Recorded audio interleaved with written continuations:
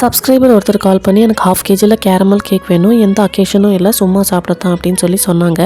Okay அப்படின்ட்டு caramel sauce ready பண்ணுறதுக்கு முன்னாடி ஒரு பவுலை ஃப்ரீசரில் வச்சுக்கிட்டேன். நமக்கு தெரிஞ்சு ஏதாவது ஒரு வித்தியை கேக் மேலே காட்டலாமே அப்படின்னு சொல்லிட்டு ஆர்வ கோளாறில் பவுலை வெளியில் எடுத்து ஆயில் கீ எதுவுமே க்ரீஸ் பண்ணாமல் நான் வந்துட்டு கேரமல் சாஸை அப்ளை பண்ண ஆரம்பிச்சிட்டேன்.